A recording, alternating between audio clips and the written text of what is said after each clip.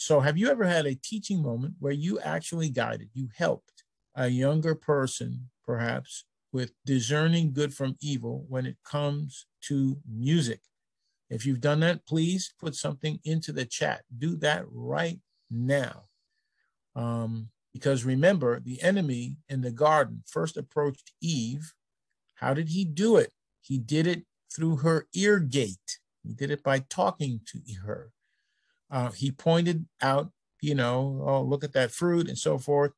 And that was the beginning of all the troubles of the human race. So if you've ever had that teaching moment, especially with a young person, please put something to that effect in the chat. And if you've never done it and you're now today resolved to do that, put that in the chat too. And just say, I haven't done it so far, but I will do it. So take a second right now to put something into the chat, if you would. And yeah, we're actually coming close to the end. That's okay. Let's talk about some practical applications in today's church. Where do many churches, you guys who are leaders, pastors, you know this, where do we have most of our problems? Quite frequently in the music ministry. And I could really talk in detail on that because that's something that I know about. But ego gets in, competition gets in, it's terrible. On the positive side, I've also seen where videos where young people fill stadiums, raising their hands, giving God praise, giving God honor, worshiping God with all their heart. This gives me encouragement for the next generation. So I've seen both extremes.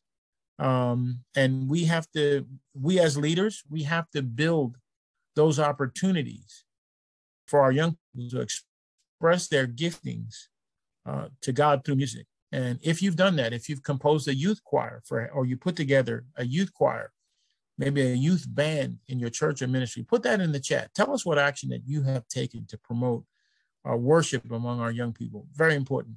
Another positive development is many churches are beginning to understand the connection between praise and prayer. They're beginning to have praise and prayer nights.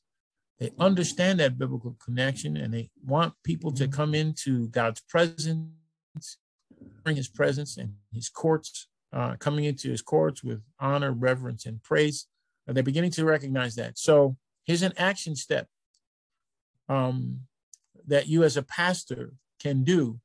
If you've never had a praise and prayer night, I want you to put that in the chat as well, saying this is something that I'm going to pray about. We need to have a praise and prayer night. Again, going back to Pastor Kingsley, wonderful testimony about how he's put an intercession team together in his church. Very important. So we have several different topics that you can put in the chat. And I'm coming to my closing very shortly, but here's one more. In your own personal prayer life, my brothers, in your personal prayer life, what would you say is the balance between just bringing a list of needs and requests to God as opposed to praise, honor, worship, thanksgiving? Is that balance the way you want it to be? Or do you feel that it needs to change? So I invite you to put that in the chat as well. I realize that mainly I'm just bringing to God what I want him to do. And that is not having a relationship with God.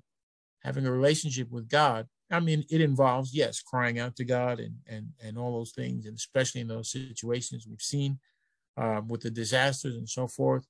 All that's legitimate, but if your prayer life is imbalanced in some way, there's not enough of that honor, that worship, that praise, be honest. Put that in the chat. Let us know. Say, hey, I need prayer in that area.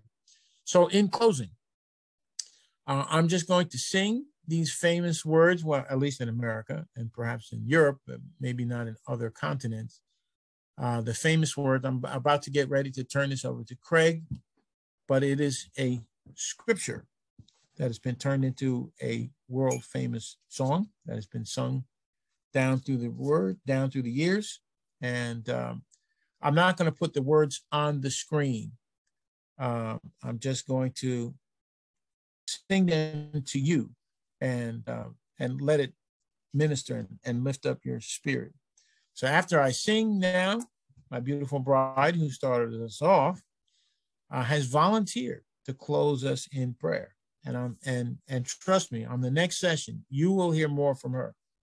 She can talk about this topic. Well, like most ladies, she can talk, but she can really talk about this topic. I may get in trouble for that later, so you guys need to pray for me. But on a serious note, so I will just close your eyes, place yourself directly in the presence of God, and I will sing just a few words from this great, great, great old hymn. It was written back in the 1920s and has remained with us to this day for a good reason. It's based on a scripture, I believe, in Lamentations chapter 3 about the faithfulness of God. So let's unite our hearts, brothers and sisters. Great is thy faithfulness, O God, my Father. There is no shadow of turning with thee.